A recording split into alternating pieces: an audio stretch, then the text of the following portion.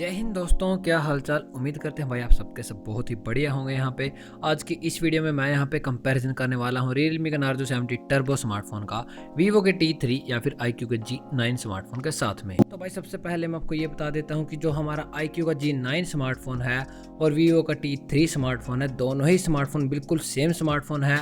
iQOO brand दोस्तों Vivo का एक सब ब्रांड है। यहाँ पे दोनों के दोनों स्मार्टफोन दोस्तों बिल्कुल सेम है। इनके डिजाइन को छोड़ के इन दोनों ही स्मार्टफोन में कोई भी बड़ा डिफरेंस नहीं है। तो कंपैरिजन आप यहाँ पे इन दोनों ही स्मार्टफोन का मान के चलना। तो कंपैरिजन स्टार्ट करने से पहले दोस्तों एक बात मैं आपको यहाँ पे क्लियर कर दूं कि जो Realme का Narzo 70 टर्बो स्मार्टफोन है और जो Realme का 13 प्लस स्मार्टफोन है, भाई दोनों के दो स्मार्टफोन बिल्कुल सेम है। यहाँ पे सिर्फ डिजाइन और फास्ट चार्जिंग के सिवा और कोई भी डिफरेंस निकल के नहीं आता। तो आप यहाँ पे कंपैरिजन इन दोनों ही स्मार्टफोन का मान के चलना। 13 प्लस स्मार्टफोन को अगर मैं Narzo 70 टर्बो बोलूँ या फिर Narzo स्मार्टफोन को 13 प्लस स्मार्टफोन बोलूँ तो आप भाई समझ जाना दोनों एक ही स्मार्टफोन है। तो कंपैरिजन हम यहाँ पे स्टार्ट कर लेते हैं भाई सबसे पहले डिस्प्ले के साथ। तो Realme का Narzo 70 टर्बो स्मार्टफोन में हमें देखने को मिलती है 6.67 इंचज की full HD plus flat AMOLED display, जो कि पंच होल के साथ यहाँ पे आती है दोस्तों। 120 हर्ट्ज का स्मूथ रिफ्रेश रेट दिया गया है। 8 बिट पैनल है दोस्तों। 600 निट्स की टिपिकल ब्राइटनेस, 2000 निट्स की आपको यहाँ पे पीक ब्राइटनेस देखने को मिल जाएगी। कोई भी गोरिल्ला ग्लास का यहाँ पे प्रोटेक्शन नहीं दिया गया। दूसरी ओर Vivo के स्मार्टफोन में हमें देखने को मिलती है 6.67 इंचज की full HD plus flat AMOLED display, जो कि पंच होल के साथ यहाँ पे आती है। 120 हर्ट्ज का रिफ्रेश रेट दिया गया है। 1800 निट्स की पीक ब्राइटनेस और HDR 10 प्लस का सपोर्ट हमें इस डिस्प्ले में देखने को मिल जाएगा। ओवरऑल कंटेंट वॉचिंग की बात करें तो भाई देखो दोनों स्मार्टफोन में सब कुछ सेम दिया गया है। यहाँ पे सेम रेजोल्यूशन दिया गया है, सेम रिफ्रेश रेट है, एमोलेड पैनल है, HDR 10 प्लस का सपोर्ट आपको नहीं मिलता। तो कंटेंट वॉचिंग तो दोनों स्मार्टफोन में भाई बिल्कुल बराबर रहने वाली है। बहुत ही बढ़िया वाली कंटेंट वॉचिंग आप यहाँ पे कर सकते हैं। कर डिस्प्ले दे देते तो अगर भाई काफ़ी बढ़िया रहता, पर गेमिंग के लिए दोनों स्मार्टफोन की डिस्प्ले फ्लैट ही बेटर रहेंगी।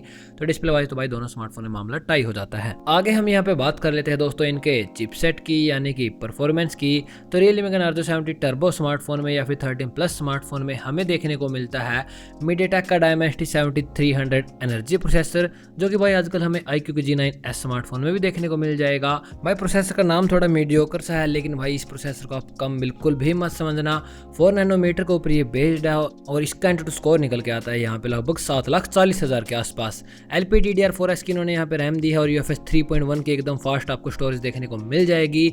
इस प्रोसेसर के साथ भाई पहला प्रोसेसर देख रहा हूँ 15,000 रुपये के बजट में आप यहाँ पे 60-90 FPS तक भी गेमिंग कर पाएंगे। भाई 90 FPS की गेमिंग आजकल यहाँ पे 30,000 रुपये से ऊपर वाले फोन्स में हो पाती है, पर भाई पहला स्मार्टफोन है जो कि 15,000 रुपये में आपको 90 FPS पर BGMI में गेम करवा देगा। दूसरी ओर Vivo के स्मार्टफोन में हमें देखने को मिलता है MediaTek का Dimensity 7200 प्रोसेसर, जो कि हमें Vivo के T2 Pro स्मार्टफोन में भी देखने को मिल जाता है।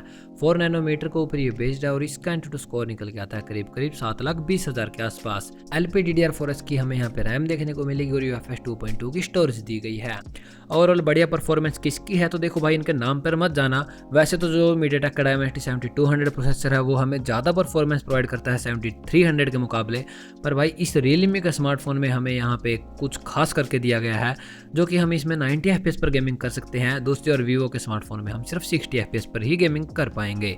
तो और ऊपर से तो भाई Realme में हमें UFS 3.1 की स्टोरेज भी दी गई है। तो नो डाउट भाई गेमिंग अगर आपकी प्रेफरेंस है और आपको भाई ऐप ओपनिंग क्लोजिंग भी फास्ट चाहिए, फास्ट और परफॉर्मेंस फील होनी चाहिए आपको, तो आप Realme का स्मार्टफोन की तरफ ही जाइएगा। आगे हम यहाँ पे बात कर लेते हैं दोस्तों इनके कैमरा सेटअप की।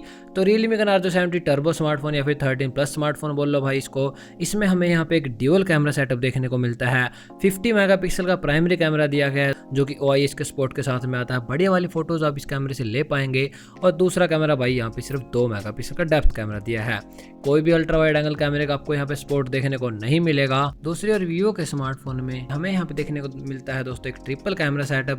भाई नाम का ट्रिपल कैमरा है, काम का कैमरा इनमें बस एक ही है, जो कि है 50 मेगापिक्सल का प्राइमरी कैमरा। बाकी का दूसरा कैमरा बस एक 2 मेगापिक्सल का डेप्थ कैमरा और एक तीसरा कैमरा फ्लिकर कैमरा, बाकी जो 2 मेगापिक्सल का ही होता है दोस्तों, वो भी हमारे किसी भी काम नहीं आने वाला। मैक्सिमम वीडियो सपोर्ट की बात करें तो दोनों स्मार्टफोन में हम यहाँ पे 4K वीडियो रिकॉर्डिंग कर सकते हैं। मेन कैमराज में OIS का सपोर्ट दिया गया है। सेल्फी कैमरे की बात करें तो दोनों स्मार्टफोन में 16 मेगापिक्सल के सेल्फी कैमरे दिए गए हैं। ओवरऑल बढ़िया कैमरा सेटअप किसका है तो देखो Vivo के स्मार्टफोन में हमें सोनी का सेंसर मिल रहा है IMX882 सेंसर, जो कि भाई काफ़ी बेहतर फोटोज़ क्लिक कर देगा।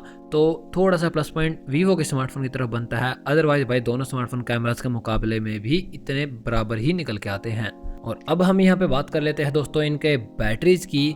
तो Realme के Narzo 70 टर्बो स्मार्टफोन में हमें देखने को मिलती है दोस्तों 5000 mAh की बैटरी कैपेसिटी, जो कि भाई आराम से 1 दिन तक का बैटरी बैकअप तो आपको दे देगी। पर यहाँ पे भाई 45 वोट की फास्ट चार्जिंग दी है। वैसे 15,000 रुपये के बजट के हिसाब से तो 45 वोट इनफ है भाई, लेकिन जो Realme का 13 प्लस स्मार्टफोन है इसी जैसा, उसमें हमें यहाँ पे 80 वोट की फास्ट चार्जिंग मिलेगी। खैर वो भाई 25,000 रुपये में मिलता है, कहाँ ये सिर्फ 15,000 रुपये में। दूसरी और वीवो के स्मार्टफोन में पूरी 5000 mAh की बहुत ही बड़ी बैटरी कैपेसिटी दी गई है, बट यहाँ पे फास्ट चार्जिंग दोस्तों सिर्फ 44 वोट की आपको देखने को मिलेगी। तो भाई दोनों स्मार्टफोन में बैटरी कैपेसिटी सेम दी गई है 5000 mAh की, और फास्ट चार्जिंग भी 44-45 वोट की है, 1 वोट का फर्क है, ज़्यादा कुछ मायने नहीं रखता दोस्तों। बैटरी बैकअप आपको सेम मिलने वाला है, फास्ट चार्जिंग भी आपकी सेम है, 50 से 1 घंटे के बीच में आपका 100% फ़ोन चार्ज हो जाएगा। नेटवर्क एंड कनेक्टिविटी की अगर हम यहाँ पे बात करें तो दोस्तों Realme का Narzo 70 टर्बो स्मार्टफोन या फिर 13 प्लस स्मार्टफोन में हमें यहाँ पे 9 5G के बैंड्स, Wi-Fi 6, Bluetooth 5.4 के साथ हाइब्रिड सिम स्लॉट दिया गया है, IP65 की रेटिंग मिल जाएगी दोस्तों, 3.5mm का ऑडियो जैक भी मिल जाएगा। दूसरी तरफ भाई वीवो के स्मार्टफोन में हमें यहाँ पे सिर्फ 8 5G के बैंड्स, Wi-Fi 5, Bluetooth 5.3 के साथ out of the box Android 14 का सपोर्ट मिल जाएगा। स्टीरियो स्पीकर का सेटअप इन्होंने यहाँ पे दिया है भाई, पहली बार देख रहा हूँ। दोनों स्मार्टफोन में दोस्तों सिक्योरिटी के लिए हमें इन डिस्प्ले फिंगरप्रिंट स्कैनर दिए गए हैं। और उनके प्राइसिंग को जानने से पहले जान लेते हैं हम इन दोनों स्मार्टफोन के ओवरऑल डिफरेंसेस को। तो Realme का स्मार्टफोन है दोस्तों, एक तो हमें UFS 3.1 की स्टोरेज दी गई है, यहाँ पे हम 90 FPS पर गेमिंग कर सकते हैं। इसके साथ साथ हमें यहाँ पे IP65 की रेटिंग, 3.5mm का ऑडियो जैक दिया गया है, और भाई कैमरा और डिस्प्ले दोनों स्मार्टफोन के सेम है। दूसरे वीवो के स्मार्टफोन में भाई कुछ भी एक्स्ट्रा फीचर आपको यहाँ पे नहीं देखने को मिलेगा। और अब हम जान लेते हैं इनके प्राइसिंग को। तो Realme का Narzo 70 टर्बो स्मार्टफोन का बेस वेरिएंट 6GB की रैम और 128GB स्टोरेज के साथ आपको मिल जाएगा यहाँ पे पूरे 15,000 रुपये का। और Realme के 13 प्लस स्मार्टफोन का base variant 8GB RAM 128GB storage के साथ मिलेगा 25,000 रुपये का।